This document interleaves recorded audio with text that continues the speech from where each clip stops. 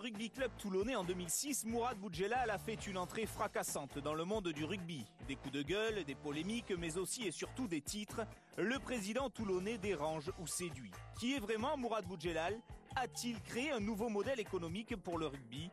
Il est l'invité des spécialistes ce soir en compagnie de Fabien Pelouse, Jean-Pierre Elissalde et Pierre Berbizier. Bonsoir à tous, émission spéciale ce soir donc avec Mourad Boudjelal, notre invité, le président du RC Toulon. Bonsoir. Bonsoir. Bienvenue sur ce plateau, cette émission que vous connaissez bien. Oui, absolument. C'est l'émission culte du vendredi soir. Merci, on vous remercie effectivement. 8e saison pour les spécialistes rugby, pour ceux qui nous prendraient en début de saison, qui commenceraient l'aventure avec nous. Vous êtes peut-être le président qui a le profil qui se rapproche le plus de nos consultants. Et de votre voisin peut-être, Jean-Pierre Elissalde, oui. On nous confond souvent d'ailleurs. Voilà. Que d'honneur. Voilà, non, en tout cas c'est un honneur. Une émission que vous connaissez bien parce qu'aussi vous nous piquez entre guillemets quelques consultants. Ça m'est arrivé, oui. Oui, Jacques Delmas notamment. C'est très compliqué parce qu'après, la première année, ils n'arrêtent pas de dire bonsoir messieurs dames sans arrêt. D'accord. Et les indemnités de transfert, on les a jamais eues. Vous savez, il était libre contractuellement, je sais pas. C'est ce qu'il m'a dit, donc il faut lui demander à Jacques. Peut-être que nous on lui a versé en tout cas, je sais pas s'il en a fait quoi.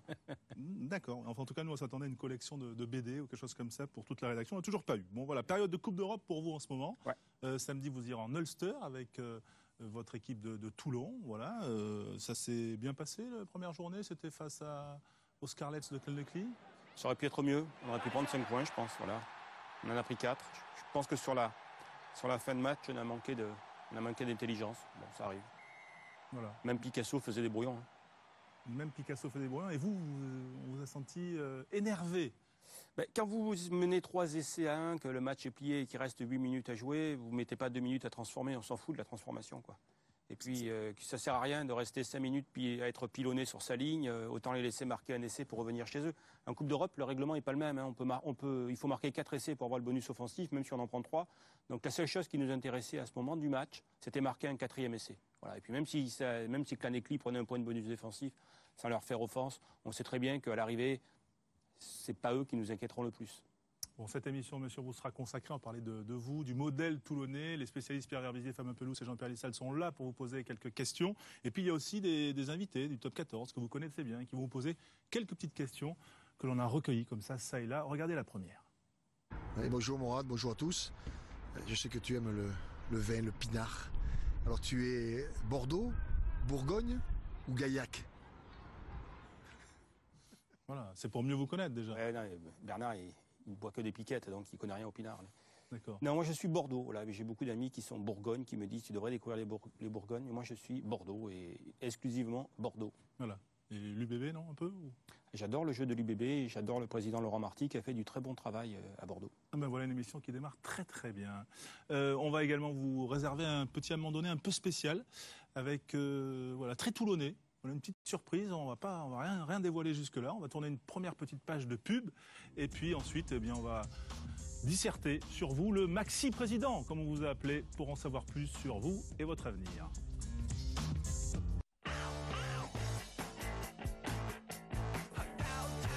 Les spécialistes rugby avec Mourad Boudjelal, le président de Toulon, notre invité pour cette émission exceptionnelle avec les spécialistes Pierre Berbizier, Fabien Pelouse et Jean-Pierre Elissalde. On va bien sûr parler de vous. En fait, on n'a pas parlé de vous plutôt Bordeaux, Bourgogne, non? Vous êtes bien silencieux sur le dossier. Bordeaux. On parle quand on nous donne la parole. Non, vous pouvez la prendre, Pierre, c'est ce que je voulais dire. Irouléguy, bien sûr. Irouléguy, bien sûr. Sur mon retour. Alors, on est parti sur des bases très élevées. Voilà, on va parler de vous donc et de votre présidence un petit peu omniprésente. Vous êtes un peu un président star. Présentation, Philippe Fleiss. L'enfant des âges farouches, plus vite que le vent. Dans les années 90, Mourad Boudjelal a connu le succès en relançant les aventures de Rahan en bande dessinée. Et si la vie du héros préhistorique est semée d'embûches, l'arrivée du président toulonnais dans le rugby n'a pas été non plus un long fleuve tranquille. Provocateur pour certains, visionnaire pour d'autres, Mourad Boudjelal séduit ou irrite mais ne laisse pas indifférent. Comme son RCT, sorte d'OM d'Ovalie que l'on aime détester ou vénérer.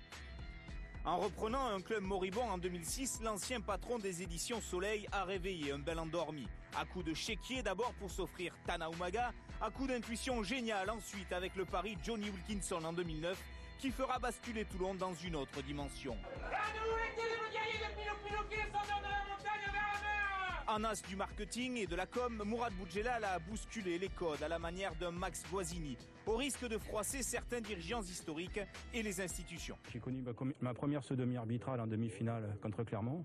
Ce soir, je viens d'en connaître une seconde, j'aime pas ça. De saillie en coup d'éclat, Mourad Boudjelal a acquis une notoriété qui dépasse le cadre rugbystique et attire les médias. Mais aujourd'hui, avec les titres accumulés par son cher RCT, qu'est-ce qui le fait encore courir? Moins présent lors des déplacements, plus assagi, cet amateur de grand cru aurait-il mis de l'eau dans son vin? Ah bon, on va voir ça avec vous, Mourad Boudjelal. D'abord, quand on dit que c'est vous la première star de Toulon, vous êtes d'accord? C'était une boutade, hein, je veux dire. Je pense que la star, c'est la première star de Toulon, c'est d'abord l'équipe, quoi, bien sûr. Et ensuite, c'est tout un tas de joueurs qui ont gagné ce doublé. Parce que moi, les gens me félicitent, mais je leur dis tout le temps, sincèrement, si j'avais joué, je ne suis pas certain que vous me féliciteriez, quoi. Donc, la star, c'est l'équipe. Mais on a l'impression quand même que vous avez voulu cette reconnaissance médiatique, en tout cas d'occuper le terrain médiatique. Ça a été un de vos moteurs, en tout cas. Oui et non, parce qu'au départ, quand j'ai repris le club en Pro D2, il était en manque de médiatisation et on en avait besoin pour exister. Parce que la Pro D2, à l'époque, c'était un mouroir, il n'y avait même pas la télé qui diffusait les matchs. Et j'ai très vite compris, de par l'approche journalistique, que le fait qu'un jeune issu de l'immigration reprenne un club de rugby avec un parcours un peu atypique, ça allait plutôt intéresser. Donc ça m'a permis de mettre les projecteurs sur mon club. Ensuite, le recrutement de Tana Umaga aussi. Et puis ensuite, j'ai quand même pris des sélectionneurs, des entraîneurs à très forte personnalité pour passer d'une entité morale, d'une entité physique à une entité morale.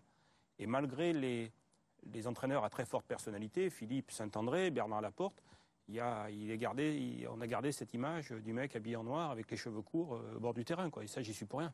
Mais donc ça veut dire que c'était une stratégie, on va dire, bien établie. Au départ, il fallait que je vende mon club, quoi. Voilà, et on m'a dit, tu seras le meilleur vendeur. Donc cette image me servait au départ pour que Toulon existe médiatiquement, parce que je le répète, la Pro D2, c'était un mouroir médiatique. On était en Pro D2, personne parlait de la Pro D2. Et il n'y a pas si longtemps, il y a 8 ou 9 ans, quoi. Et depuis, je rappelle que l'année où on arrive en Pro D2, comme par hasard, l'année de Tana Umaga, la télé arrive sur la Pro D2, ce qui était une grande première. Et depuis, je crois que la Pro D2 est devenue un championnat très médiatisé et qui fait de belles affluences, mais ce n'était pas du tout le cas il y a 9 ans. Hein. La Pro D2, c'était une punition. Je pense que c'est... Tu peux pas dire que c'est une stratégie et que tu as laissé la place. Tu n'as jamais laissé la place. Même en prenant des entraîneurs forts en gueule, ils ont baissé de ton. Bernard Laporte a de la gueule.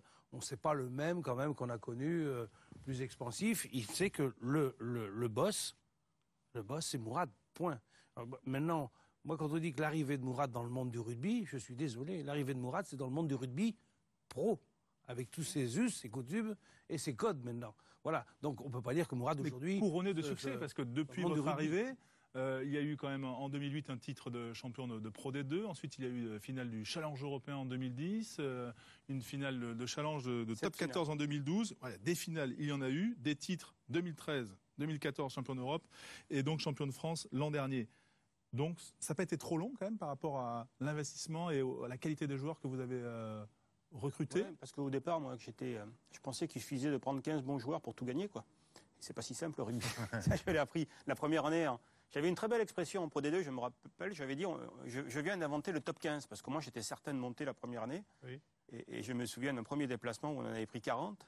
J'étais très surpris. Je pense que j'avais pas encore bien perçu la dimension collective et émotionnel du rugby à cette époque-là. Pour moi, on prenait les 15 meilleurs joueurs et puis on gagnait, point barre. Je crois que c'est là qu'a été la force de Mourad Boudjelal. C'est de comprendre très vite, en fait, que c'était pas juste aligner des grands noms qui faisaient gagner l'équipe.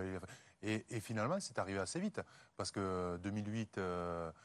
2014, c'est pas énorme dans la vie d'un club pour construire et arriver à ce point d'orgue des deux titres de l'an dernier. Donc c'est assez remarquable dans la mise en place du club quand même. C'est même très peu, François. Oui, mais on sait que c'est un homme pressé, c'est pour ça, de 2006 à 2014. Il est là pour une heure déjà, on a le temps, donc on peut discuter. Voilà. C'est allé vite. Je me souviens que le soir de la première victoire en Coupe d'Europe contre Clermont, même si c'est pas la victoire la plus méritée qu'on ait eue dans notre vie, je me disais, quand je pense qu'il y a 6 ans, on levait les bras au ciel parce qu'on gagnait à Gaillac, un petit clin d'œil à Bernard Laporte, on avait écrasé Gaillac 7-6, et pour moi c'était énorme de gagner à Gaillac, et en 6 ans se retrouver gagner une finale de Coupe d'Europe, c'est vrai que ça va vite. Pierre, vous qui avez connu aussi un président au Racing qui a une forte personnalité, qui était arrivé à peu près au même moment que Mourad en Pro D2, les différences, c'était quoi? Je ne vais pas les comparer, donc je vais parler, puisqu'on reçoit Mourad Boudjelal, je retrouve un petit peu la dualité dans ce que dit Mourad Boudjelal, la dualité entre le terrain, la réalité du terrain et ce qu'il y a autour du terrain. Si ce que dit Mourad Boudjelal, il a surtout accentué quand il est arrivé cet environnement, notamment des médias, cet événement qu'il fallait créer, il a su toujours rester en phase avec le terrain, même si au départ il n'a pas compris le terrain. Et je vois aujourd'hui encore cette dualité, ce fonctionnement en réciprocité entre ce qui se passe sur le terrain et ce qui se passe autour du terrain. Ce n'est pas qu'un seul environnement de spectacle, c'est aussi un terrain. Et ce qui m'impressionne pour moi, c'est la tradition toulonnaise a été respectée. Quand on voit ces joueurs, ces grands noms passer avant un match au milieu du spectateur lambda, Toulon, c'est ça. C'est cette passion que l'on retrouve grâce à cette dualité. Alors la force, je crois, du président, c'est d'être capable, à un moment donné, d'aller sur l'un ou sur l'autre en fonction des circonstances. Si on l'entend un peu moins sur un sujet, c'est que derrière se prépare quelque chose sur l'autre terrain. Voilà comment je vois le fonctionnement. Et aujourd'hui, si effectivement le président parle un peu moins, c'est qu'il se passe autre chose à côté. C'est toujours cette dualité, en tous les cas, que même quand je l'écoute sur ses propos, c'est ce que l'on retrouve et qui fait sa force. Normalement, ils ne sont pas si gentils, là. Je sais pas. Attendez-vous. Je regrette quand attendez-vous au ressac. Quand on reçoit un homme parfait, c'est très difficile.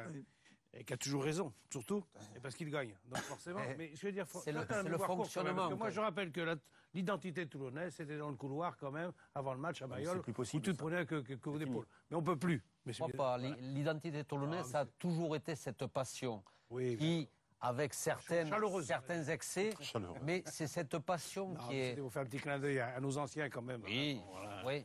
Justement, l'identité toulonnaise, ça a toujours été de ne pas faire semblant, quoi. Et parce que les joueurs toulonnais savent que s'il y a un stade en France où s'ils donnent tout, le public va leur rendre à 1000%, c'est le stade Mayol. Mais ça c'est des restrictifs. Le stade national des Flandres on donne beaucoup et il échange beaucoup. Heureusement, le rugby ne se résume pas non plus à la chaleur de Toulon, même si c'est un grand club. Je crois qu'il faut éviter de roter en ce... Là, quand on vous voit comme ça, je sais quand est-ce que c'est, j'étais ridicule, c'est la première qualification en finale, parce que j'étais intimement convaincu dans ma vie 2012. Que j'aurais jamais de finale du top 14. Parce que quand on prend un club, on se pose des questions. Parce que... C'est pas si visionnaire que ça, alors. Non, mais c'est la culture du pauvre. Moi, j'ai toujours été élevé dans la culture du pauvre, c'est-à-dire tout ce qui peut m'arriver de merveilleux dans la vie ou de magique, c'est pas normal. Ou enfin, la culture du riche, c'est la normalité, c'est avoir de bonnes nouvelles. Et moi, j'étais intimement convaincu que j'aurais jamais la chance de connaître une finale du top 14. Et donc, c'est cette espèce de... D'abord, il y a les nerfs, et puis c'est cette espèce de message entre ce qu'on pensait qu'on n'aurait jamais et que le destin vous donne. Parce que c'est vraiment le destin, c'est Morgan Parra qui loupe une pénalité de pas beaucoup. Parce qu'après, je suis pas sûr que dans les prolongations, ça ait bien tourné pour nous.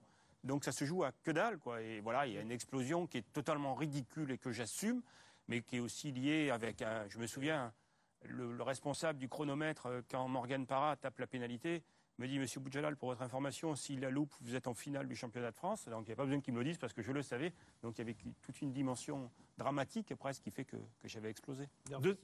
C'est pas souvent qu'on voit un président se promener avec le bouclier de Brennus, c'est sûr. Et ça, là, on peut parler ça dénote. Là, on peut parler de bousculer les codes, oui, en effet. Il bouscule les codes et... Président, c'est quoi le rôle d'un président? D'abord, moi, je suis très surpris, c'est de se faire appeler président. C'est stupide.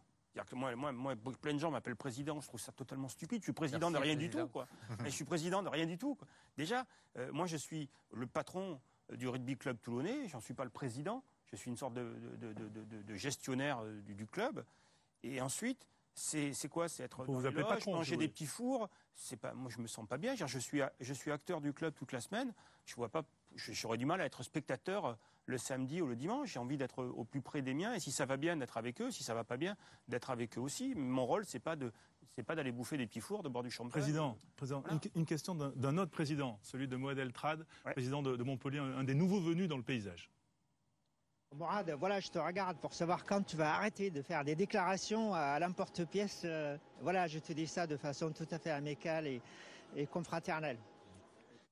Ah, votre communication quand même, parce qu'il y a eu des dérapages. Oui, bien sûr. Mais comme tout le monde, c'est-à-dire que moi, j'ai pas découvert le rugby en jouant. Donc, je pense que les joueurs ont géré leur côté émotionnel dans le rugby en prenant des cartons rouges, des fois, ou des suspensions. Moi, j'ai géré le côté émotionnel du rugby, des fois, en ayant des dérapages, quoi. Voilà. Donc, j'ai eu un temps pour apprendre, comme un joueur, des fois, prend un carton rouge et avec un peu plus de maturité, il arrête, Donc, vous êtes assagi de faire des... Je me suis assagi, mais vous savez, les volcans, ça peut se réveiller, quoi. D'accord. Et donc, ça veut dire que un gros carton rouge. L'épisode de la fameuse sodomie arbitrale qu'on a vu dans le sujet de présentation de Philippe Fleiss, qui vous colle un petit peu à la peau, est-ce que vous d'abord vous le regrettez? Gagné des titres parce que je me suis toujours dit si je gagne pas de titre, la seule chose qu'on retiendra c'est ça. Embêté. Non, mais après c'est pas très grave. Quand même, en plus c'était pas une grande sodomie, quoi. C'était une petite sodomie, il fallait pas en faire. La sodomie arbitrale, d'autres, si on était à Groland, on pourrait employer le mot réel, quoi, hein, plus cru. Donc c'est pas le premier président qui disait on s'est fait aujourd'hui enfiler, quoi. Les mots sont jamais vulgaires. Hein. Mais c'est Mourad qui le dit. C'est Mourad qui le dit, c'est pas rien. Les mots sont jamais vulgaires. Il y a des gens qui ont des idées avec des mots qui sont très beaux et qui sont très vulgaires. Mais vous la regrettez cette sortie là contre? Oui, je la regrette parce que je l'ai dit après un match où j'avais l'impression que vraiment c'est l'arbitre. Et puis après j'ai rencontré plusieurs arbitres et je me suis rendu compte que la quasi-totalité des arbitres sont des gens plutôt honnêtes. Et qui ont aussi une dimension humaine qui peut les vexer, qui peut les toucher. Et par rapport à tout ça, je l'ai regretté, oui, bien sûr. Parce que, en fait, même quand on parle d'un arbitre, c'est pas d'une personne physique dont on parle, c'est de l'arbitrage en général, quoi. Voilà. Et souvent, l'arbitre, on a l'impression qu'on parle à lui en particulier, et ce qui n'est pas du tout le cas, quoi. Moi, j'avais trouvé ça choquant, quand même. Parce que je pense que dans le rugby, on a une représentation aussi d'un président de club qui doit véhiculer certaines choses. Et dans la bouche d'un président, c'était certes ces mots-là, mais ça allait au-delà de ça, ça allait au-delà d'une pas tradition, mais d'un certain respect qu'on doit avoir envers notamment le corps arbitral. C'est un sport qui a été inventé pour ça. Hein. C'est les aristocrates anglais qui ont inventé ce sport avec la toute-puissance d'un homme sur le terrain qui, quelles que soient les décisions, il fallait qu'il le respecte. Et là, j'ai trouvé qu'on dépassait l'histoire même du rugby. Et le fait que vous n'ayez pas été élevé dans le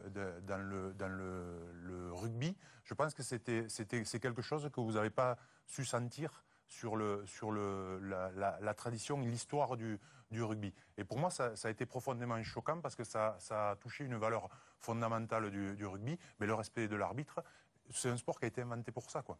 Donc, il y a des trucs. Oui, mais après, tout ça c'est du violon, quoi. Les valeurs du rugby, c'est du violon. Non, c'est pas. On sait tous très bien qu'il y a des gens qui ont bafoué les valeurs du rugby avec des mots très bien élevés. Je veux dire, moi, j'ai employé le mot sodomie arbitrale. Je le regrette, je le reconnais, mais en même temps, je pense qu'on a un peu bougé des choses dans l'arbitrage grâce à ça. Ça a éveillé des consciences. On a un peu amélioré la situation des arbitres et c'est très bien. Mais je trouve plus vulgaire, par exemple, quand on fait passer les droits télé de 35 millions à 72 millions et qu'il n'y a pas un centime qui est consacré à l'augmentation des arbitres, alors qu'ils sont un acteur du top 14 et du terrain, je trouve ça beaucoup plus vulgaire dans les gens qui décident pour le rugby que de parler de sodomie arbitrale. Parce que là, on estime que l'arbitre est une sous, vous m'avez compris, dans le monde du rugby. Mais on ne le dit pas, mais on a une attitude qui le laisse à penser. Est-ce que vous seriez prêt à proposer, j'avais proposé moi, l'équivalent d'un contrat joueur par club pour investir sur l'arbitrage? Moi, j'ai Aujourd'hui, proposé... on investit sur le joueur. J'ai l'impression qu'on n'investit pas sur l'arbitrage. Et j'avais proposé à l'époque aux responsables des arbitres de consacrer chaque club l'équivalent d'un contrat joueur à déterminer. Moi, je l'ai fait. J'ai proposé de laisser 100 000 euros sur mes droits télé. J'ai proposé que tous les clubs de top 14 laissent 100 000 euros sur leurs droits télé, qui étaient plus importants que ceux qui étaient prévus, et les clubs de Pro D2 50 000 euros, et que cet argent soit totalement consacré à la condition des arbitres, qui pour moi, je le répète, sont sous-formés et sous-payés. Et à ceux qui diront, c'est pas parce qu'ils seront mieux payés qu'ils seront meilleurs, je réponds, non, ils ont raison, mais c'est parce qu'ils seront mieux payés qu'il y aura une sélection plus difficile et qu'il y aura un niveau de personnes plus élevé qui se dirigera vers l'arbitrage, et ça sera tant mieux pour tout le monde. À condition que ça soit bien clair, les promotions et tout ça, bien évidemment. Mais dans le rugby, il y a des valeurs. Fabien, votre réaction à la réponse de non, mais après, il y a quand même une filière arbitrale maintenant qui est mise en place. notamment sur les pôles espoirs où des arbitres sont intégrés comme les joueurs. Il y a une amélioration de l'arbitrage, je le reconnais. Certes, si on met les moyens à l'arbitrage, forcément, on aura. Parlons de l'arbitrage. Ça les empêchera pas de se tromper de temps en temps. Aujourd'hui, c'est un sport difficile à arbitrer. Si ce n'est qu'on ne parle que de l'arbitre central. Aujourd'hui, on se rend compte que l'arbitrage, c'est l'arbitre vidéo, c'est l'arbitre de touche, c'est le 4e ou 5e arbitre. Est-ce qu'ils ont les moyens d'être formés? Et c'est eux qui peuvent déterminer le résultat d'un match aujourd'hui. Donc l'arbitrage, oui, ce qui est gênant peut-être aujourd'hui, c'est que c'est un des éléments les plus importants et qui n'est pas totalement professionnel. Et au-delà de ça, on est tous d'accord pour dire que le rugby est le sport le plus difficile à arbitrer. Est-ce que c'est normal qu'il y ait un seul mec qui en arbitre 30? Alors qu'il y a des sports où ils sont beaucoup moins nombreux, sur des terrains beaucoup plus petits, avec des règles plus simples, et ils sont 2. Oui. Et il y a eu ce dérapage l'an dernier de Bernard Laporte, on en a parlé, qui a été sanctionné. Il est vulgaire, lui, Bernard. Bon, peu importe, on ne va pas y revenir, mais en tout cas, est-ce que c'est ce qui explique aujourd'hui, on vous sent plus assagi? Est-ce que c'est le fait que la décision de la Ligue vous a permis à Bernard de revenir dans le vestiaire avant les 2 finales qui a un peu changé votre attitude, ou est-ce que c'est le fait d'avoir gagné des trophées? Non, c'est vrai que j'ai été sensible au fait qu'on réhabilite Bernard pour les 2 finales, parce que c'est dur de retirer à un entraîneur le plaisir de 2 titres. Ça aurait été pour sa vie, quoi.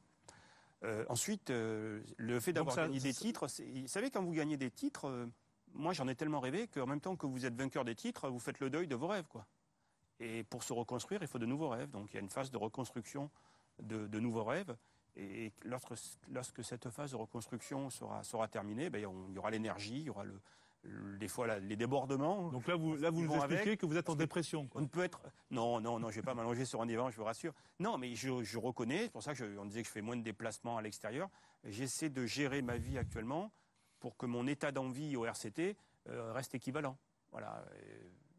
On peut revenir à Bernard quand même. Maintenant, il regarde la fin des matchs dans le bus. Donc, ouais, on voit bien quand même qu'un entraîneur... un entraîneur ou manager comme les Bernard, ça n'avait pas de mal à avoir du recul. Ça n'a pas gêné la promotion, l'évolution. Ça vous dérange pas qu'il aille dans le bus, Bernard? Non, je n'ai pas de souci sur l'implication de Bernard. Aussi bien que faire le tour du stade. Je connais les matchs à l'extérieur. C'est compliqué pour lui. Parce que comme c'est une grande gueule, ça fait pas mal attraper par les gens, moi aussi. Hein. Donc c'est aussi une des raisons pour lesquelles on ne se déplace plus beaucoup. Et je sais que Bernard, il a besoin de vivre son match. Et il me dit finalement... Dans le bus et à la télé, j'y vois mieux que sur le terrain. Ouais. Il paraît qu'il écoute. En fait, c'est pour la qualité des commentaires qui vient dans le bus, selon nos informations. C'est ce qu'il nous dit aussi. Ouais. Il coupe le son et il met la radio. Est-ce que ça ne fait pas... Est-ce qu'on ne va pas vers des dérives?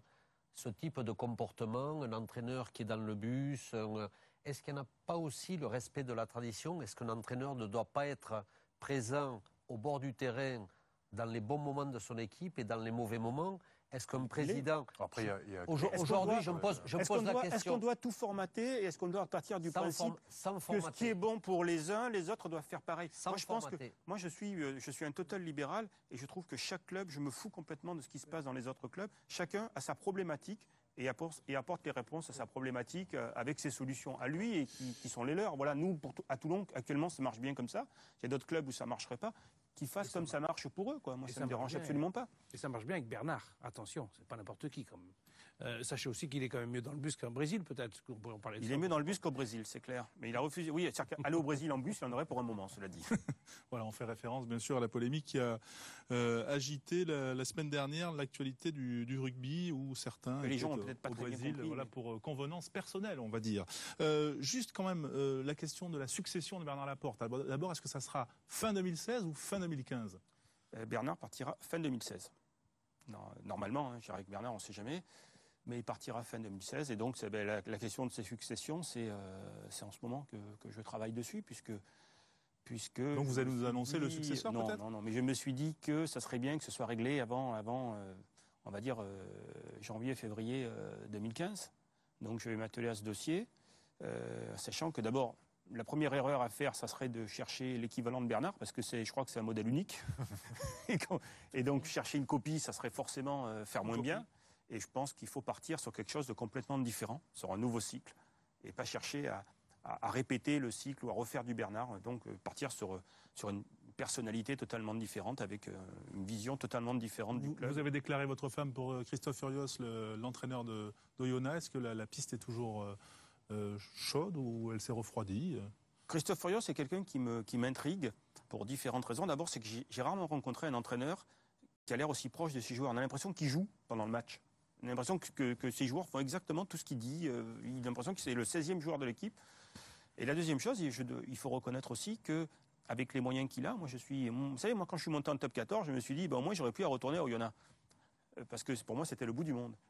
Et quand Oyonnax est remonté, je dis, finalement, on va y retourner pour une année. Et non, je reconnais qu'il a fait du bon boulot à Oyonnax. Donc, alors après, bien sûr, Christophe Furios, je ne dis pas que ça sera l'entraîneur du RCT. Là, le problème avec un garçon comme ça, c'est que moi, j'ai une Lamborghini, quoi. Et que, est-ce que... Et lui, il a quoi? Il n'a pas encore une Lamborghini, donc si on lui donne les clés d'une voiture comme ça, il y en a une Lamborghini qui gagne les Grands Prix en plus. Vous avez un contrat, non? Parce que ça fait 3 fois que vous répétez la marque. Là. Et je prends 500 € chaque fois. Lamborghini. Nous, c'est pas Bielsa aussi, il conduit la Lamborghini, mais. Oui. Non, j'ai une short list. Il y a 4-5 personnes aujourd'hui qui. Donc on en a un Urios.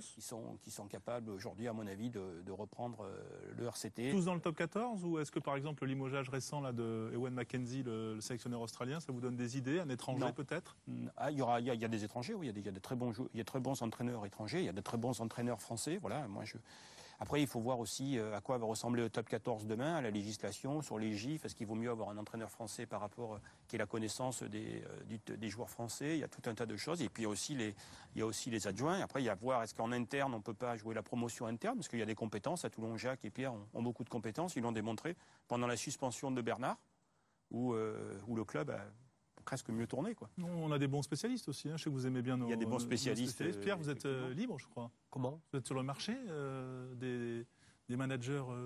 Ah bon, vous me mettez sur. Non, mais apparemment, t'es viré. Et ça veut dire qu'il est bankable. Non, il est en train de me dire que je suis viré peut-être des spécialistes. Voilà. Pas du tout. Non, c'était une question. Êtes-vous sur le marché? Et on a le futur entraîneur de l'équipe de France aussi. Je ne prends aucun pourcentage. On a le futur entraîneur de l'équipe de France sur le plateau, donc c'est quand même pas. Un futur entraîneur de l'équipe de France. Je mets un billet dessus, moi. Ah, vous mettez un billet sur Fabien Pelouse. Je mets un billet sur Fabien Pelouse. Voilà. L'homme de l'ombre, et vous verrez. D'accord. Eh bien, on prend date, Fabien, non? Aucune réaction? Rien à dire. Voilà. Vous n'aimez pas les paris. Voilà. Et on va justement, une deuxième question dans cette partie. C'est un ancien spécialiste, écoutez-le. Bonjour Président, je voulais simplement savoir si vous avez l'intention de continuer longtemps dans ce top 14 et savoir si j'aurai la chance un jour de travailler avec vous. Merci. Ah ben voilà. Vous savez que cet homme est fou. Hein. Cet homme est complètement givré. Hein. Non, mais vous avez failli travailler avec lui ou pas? On a failli. Bon, après, on est parti sur une autre voie, mais c'est vrai que ça fait partie des gens qui sont intrigants. Il a une énergie incroyable. Il est complètement fou, mais il est plein d'énergie. Et moi, je pense qu'un entraîneur doit avant tout, la première qualité d'un entraîneur, c'est quand même donner l'envie, l'énergie à ses joueurs. Et lui, il est là-dedans. Alors, même si c'est un peu plus difficile en ce moment à Dax, après, il n'a peut-être pas aussi tous les joueurs qu'il souhaite avoir. Quoi. Et votre avenir, là, sur votre... Lamborghini. 500 € pour moi aussi. Donc. Petit commentaire en aparté, peut-être? Non, moi, je suis là pour... Non, Fabien me parlait de Dax, justement, qui l'entraînait, oui. Richard, donc voilà. Attention, je surveille tout. Président, hein, j'aime bien vous appeler président, parce que ça vous plaît pas. Et non, jusqu'à quand, alors, votre avenir au sein du RCT, pour terminer? Je sais pas, moi, vous savez, un jour, on m'a dit qu'est-ce que c'est qu'avoir réussi. Et je pense que j'ai trouvé une formule qui me plaît bien. Réussir, parce que tout est entre guillemets, ça veut rien dire dans l'absolu, mais réussir, c'est pouvoir ne plus travailler, continuer à travailler. Ça veut dire faire ce qu'on aime. Voilà. Donc, actuellement, quand je vais le matin au RCT, parce que même si je suis pas tout le temps au stade à l'extérieur, je suis tous les jours au bureau, moi. Alors qu'il y a des présidents, c'est l'inverse. Et j'y prends plaisir. Voilà. Et puis il y aura un matin ou 2 matins, 3 matins, j'aurai plus plaisir à y aller. Et donc mon luxe a toujours été de ne jamais me forcer à faire ce que j'ai pas envie de faire. Mais c'est quoi dans la perspective? C'est le manque de résultats peut-être qui ferait La perspective, ce que je me dis, et c'est ma motivation, c'est une année pour créer un palmarès et une année pour créer une légende. Et après on verra. La légende, c'est le triplé européen, par exemple. 3 titres consécutifs. Une année pour un palmarès cette année, j'espère, et puis une année supplémentaire pour la légende. D'affilée. Voilà, eh bien on va voir ça. Juste avant de passer à... Qui coïnciderait, pardon, avec le départ de Bernard Laporte. Hein. ça pourrait coïncider avec le départ de Bernard Laporte, mais c'est pas acté du tout, quoi. Je veux dire, j'ai pas pris de décision, mais ce qui est sûr, c'est que je ferai pas ça toute ma vie, parce que déjà émotionnellement c'est catastrophique. Oui, on vous a vu à l'œuvre. C'est très dur à supporter. Moi, avant chaque match, je me dis mais qu'est-ce que je fous là, quoi. Je vais me barrer parce que j'en peux plus. Alors, souvent, et c'est vrai que quand ça gagne à la fin du match, on se dit qu'est-ce qu'on est bien là. Qu'est-ce que c'est sympa. J'ai bien fait de rester. J'ai bien fait de rester, ouais. Mais émotionnellement, c'est très dur à vivre parce que, vous savez, Toulon, c'est un modèle économique un peu atypique. On va en parler dans quelques secondes. On va en parler. Et des fois, il y a des matchs où on joue très gros, quoi. Très, très gros. Vous avez l'impression d'être au casino. Bon, on va en parler dans un instant. Avant cela, pour faire un petit peu une transition, à un moment donné, bien toulonnais. C'est parti, surprise. Je mets un billet sur Panzani. À un moment donné, comment faire une émission spéciale Toulon sans aller voir le plus toulonnais des Toulonnais, Daniel Herrero. Bonjour Daniel. Bienvenue Thomas. À un moment donné, toujours du recul sur les choses, tu vois, mettant la réflexion avant l'action, tu vois, il y a une considération des choses, du délicat comme une belle loi du monde pour le faire grandir. Il y a même une petite considération sur l'élégance. Quand tu nous regardes depuis des lustres, honnêtement, tu vois que l'élégance est notre manière d'être au monde. Alors écoute, là je l'ai effacé parce que il a toujours le même t-shirt noir que moi. Honnêtement, ça mérite. Alors lui, il met une croix, enfin, il met une belle étoile. Parfois, ça peut le faire. Bon, après, là-dessus, qui s'inspire des choses. On me dit quand même que, tu vois, il n'avait pas un goût pour Rahan par hasard. On me dit, bon, après, j'ai commencé aussi, après, entre les morphologies, le vieux bandeau comme ça, sur une courge un peu ancestrale, tu vois, néandertalienne comme Rahan. Je sais pas, moi, je vois ce Rahan avec le bandeau, je dis, putain, il a pompé ou quoi. Enfin, après, non, je sais pas, je pense qu'il a pris peut-être de ce qu'était notre tradition, il a pris un goût pour le parler fort. Wilkinson.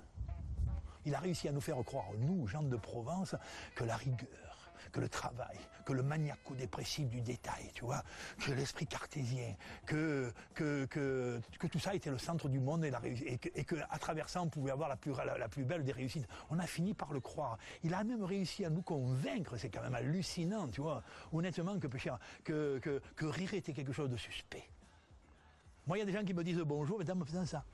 Et un mec qui me dit bonjour Daniel. Tu vois, il y a des mecs, souvent on me dit Daniel, je te fais un signe d'amitié en te faisant une belle passe après contact. Ah non, maintenant ça n'existe plus. On ne te fait plus. Non, il y a un mimétisme mondial. Bon, le mec, s'il n'avait pas eu 100%, on l'aurait jeté à la mer avec tous ses congénères. Il reste que quand même, il nous a permis aussi de grimper sur les belles gloires. À un moment donné, Toulon, ça peut être qu'une éruption. Je ne veux pas dire une colère, tu vois, mais que derrière tout ça, quand même, cette volonté d'exprimer comme ça à travers le monde la rudesse comme une loi pour grandir, on pourrait penser qu'à un moment donné, derrière tout ça, il y a quand même une assez belle humanité.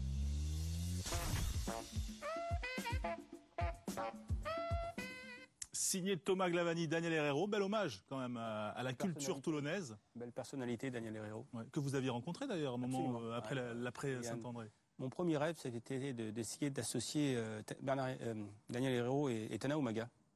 Voilà, c'est deux personnalités totalement atypiques et je m'étais dit, il y a peut-être quelque chose à créer entre les deux, parce que d'abord ils se connaissaient et je trouvais qu'ils avaient des points communs, chacun a leur culture différente. Il n'est pas sur votre shortlist ? Non. Bon, ok. Allez, on enchaîne avec le modèle toulonnais, Philippe Fleiss, présentation.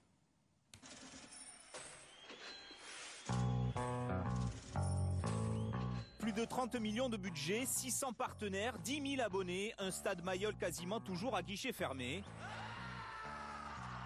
Un effectif 3 étoiles avec une trentaine d'internationaux, 6 finales en 3 ans pour 2 Coupes d'Europe et un Brennus, n'en jetez plus. Le modèle économique toulonnais est aujourd'hui celui qui gagne. La start-up des débuts s'est transformée en industrie en croissance continue à l'échelle du top 14. Une usine à rêve qui fait fantasmer beaucoup de monde et soulève quelques questions. Comment, par exemple, respecter le salary cap en additionnant les contrats de stars internationales? Des interrogations, source de tension entre le président Boudjelal et ses confrères. Avec la fédération, le conflit porte sur les quotas de joueurs issus de la formation française, les GIF.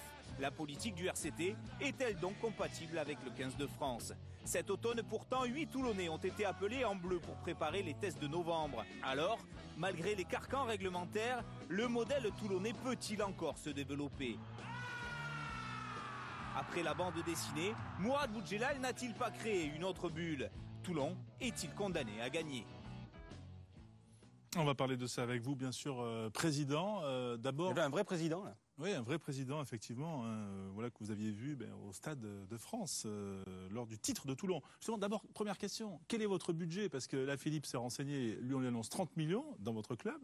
Et puis, quand on regarde en début de saison, voilà, toutes les dépêches et tout, c'est 25 millions. Donc, déjà, pouvez-vous nous dire exactement la... C'est-à-dire que quand on parle de budget, par rapport aux autres clubs, il faut le comparer à périmètre égal. Moi, j'ai divisé mon club en différentes sociétés. Et je pars du principe que vendre du partenariat, vendre des produits RCT, c'est pas le même métier que gérer un club de sport. Et donc, alors que dans les autres clubs, comme Toulouse par exemple, tout est regroupé dans la même société. Donc moi, je dis que j'ai un groupe, en termes de budget, qui représente 35 millions. Si je le compare au budget de Toulouse, par exemple, à périmètre égal, à savoir la brasserie, les boutiques de Toulouse, si on prend cet ensemble de choses, c'est 35. Le budget de la SASP qui est déclaré à la Ligue, c'est 25. Mais de là sont exclus donc les boutiques, sont exclus la brasserie, alors que dans les autres clubs, c'est inclus. Donc je dis ça par honnêteté et non pas parce que, comme j'ai entendu quelqu'un le dire, j'ai 10 millions à cacher. J'adorerais avoir 10 millions à cacher. Voilà, vous avez investi a priori quoi, 7 millions d'euros de votre poche depuis 2006. Mais ça fait, je crois que ça fait 4 ans ou 5 ans que je mets plus d'argent, parce que le but, c'était pas j'avais pas les moyens d'abord de mettre ça ad vitam aeternam, contrairement à d'autres présidents. Et le but, c'était de créer un modèle économique. Alors après, je reconnais quand même que j'avais un terrain qui était plutôt favorable. C'était moins difficile que dans certaines villes, parce qu'il y avait une passion et j'avais une situation un peu idéale, une grande frustration, parce qu'on sortait d'une saison en top 14 où on avait pris des branlées un peu partout et les Toulonnais n'étaient pas habitués, donc il y avait un esprit de revanche. Et je me suis construit sur... c'est pas moi, quoi. C'est 98 ans d'histoire avant, de gens qui ont construit un club, et moi je suis venu 98 ans après pour profiter un petit peu de leur boulot et de la passion qu'ils ont. Une question, respectez-vous le salary cap? Vous allez nous dire oui, mais on va juste expliquer pour ceux qui nous regardent. Le salary cap, c'est un plafonnement de la masse salariale des clubs, 10 millions d'euros bruts, voilà, avec notamment 100 000 euros supplémentaires pour les joueurs qui sont dans le groupe élite, le groupe des 30, vous en avez 3. Enfin, je ne sais pas si on donc compte 10 millions Michalak, 3, oui.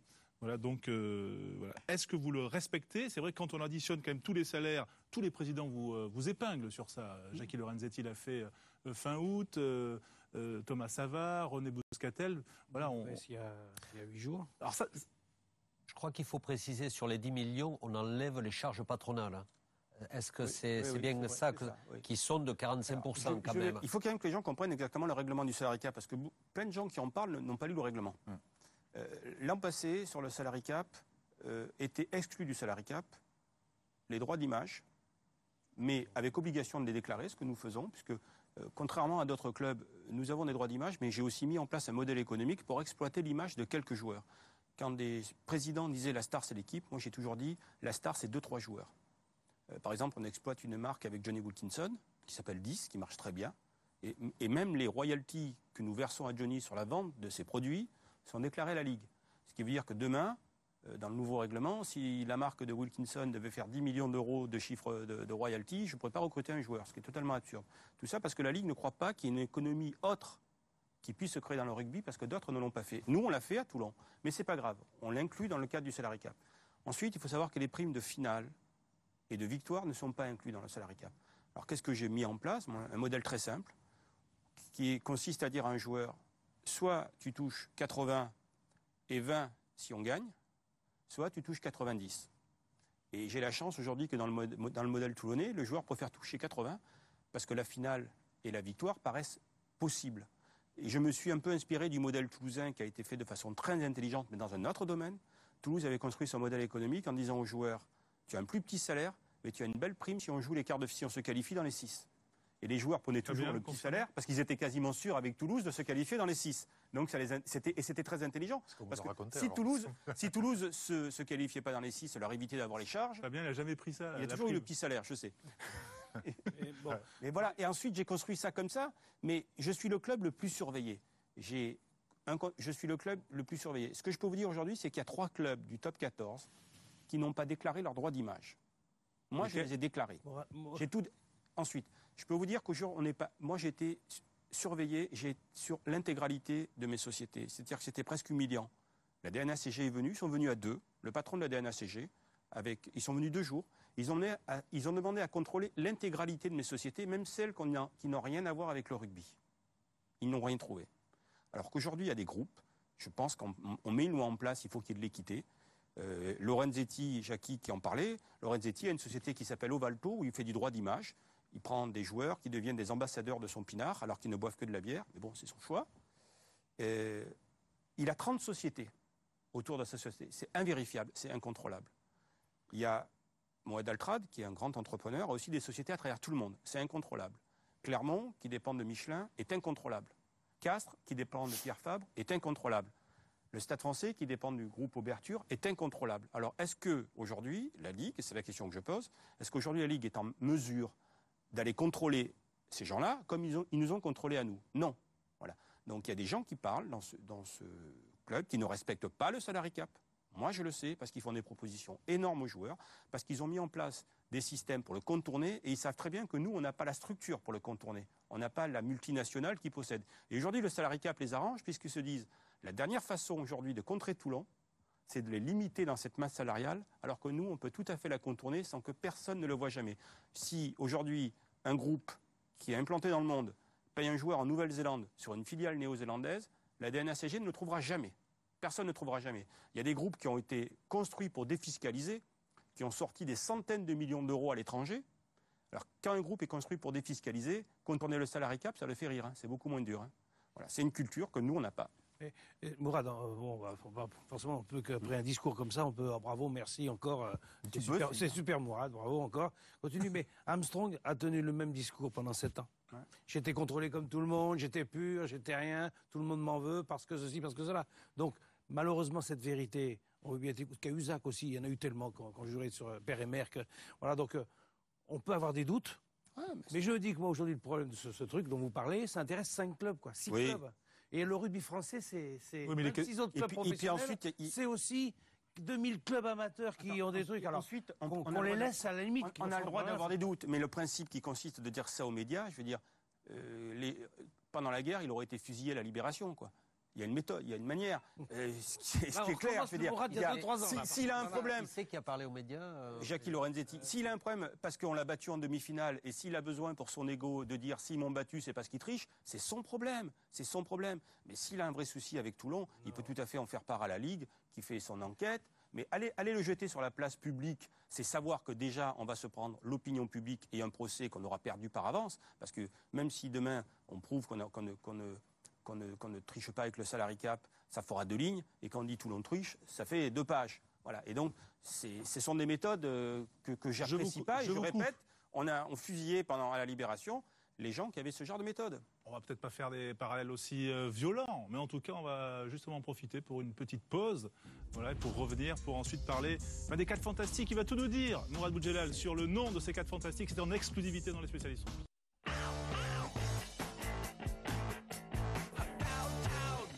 Avant le basket, la fin de l'émission des spécialistes rugby. Mourad Boudjelal, président de Toulon, invité spécial. Voilà, on parlait du salary cap. Autre dossier brûlant, celui des GIF. Alors on va voir justement, on le rappelle, les GIF, les joueurs issus des filières de formation françaises.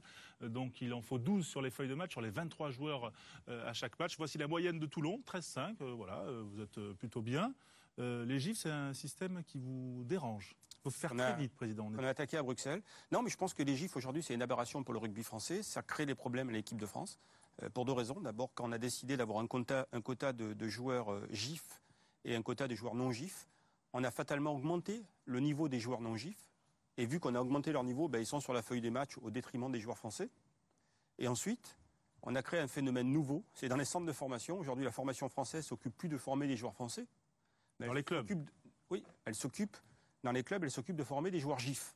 Et donc, c'est une concurrence nouvelle qui est arrivée pour nos jeunes, qui voient arriver des joueurs des îles, des Fidjiens, des tas de gens qu'ils n'avaient pas avant. Et donc, le temps de nos formateurs dans les clubs, aujourd'hui, on pense d'abord à des joueurs qui viennent de l'extérieur en se disant, bon, mais je vais les prendre, je vais en faire des GIF.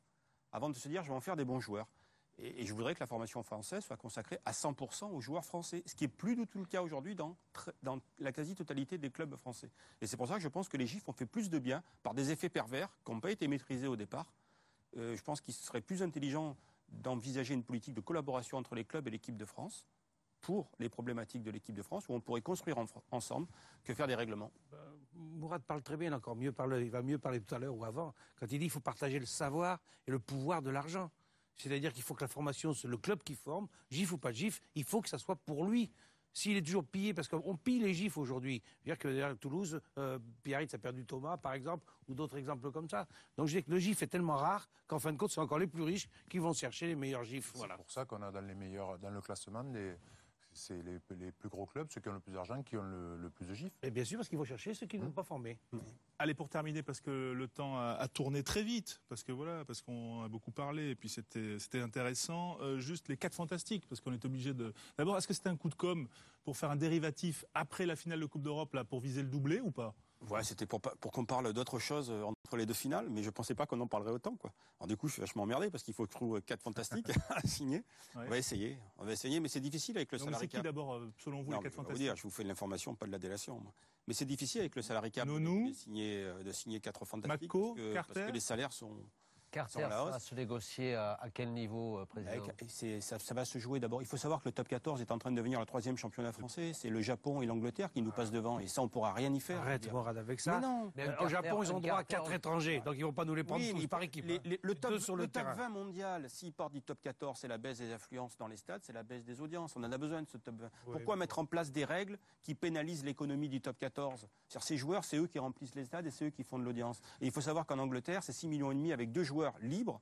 Mais en sachant qu'un joueur, il préfère toucher 150 000 euros en Angleterre parce qu'il est beaucoup moins fiscalisé que 200 ou 250 000 euros en France. Donc le salarié cap en Angleterre à Toulon, c'est difficile parce que je ne sais pas si vous avez remarqué, je suis assez surveillé sur le salarié cap et il ne faudrait pas que je me loupe.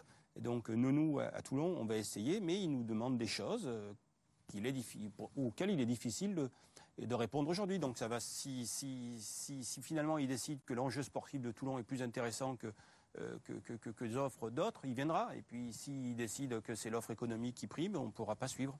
D'accord. Juste pour terminer, parce qu'on va vous remercier, l'émission se termine, on aurait pu continuer 1 heure de plus. Peut-être avant de partir en week-end, un petit conseil BD pour terminer? Vous savez, j'ai tourné la page, donc je peux vous conseiller de très bonnes BD, mais qui sont sorties il y a quelques années. Si nos lecteurs veulent lire une très bonne BD, je leur conseille Les Phalanges de l'Ordre Noir de Enki Bilal. C'est un petit bijou. Voilà, c'est une émission complète. Merci messieurs, merci Jean-Pierre, merci Mourad. Bon week-end en Ulster, voilà, et bon recrutement. Voilà, on en saura plus. Voilà, on est un peu déçus, on pensait qu'on allait avoir 2-3 noms sur les 4 fantastiques. Je vous en ai donné un, mais j'ai pas dit qu'elle le signait. Mais oui, on est en contact avec Manonou, oui. Oui. Merci, bonne soirée.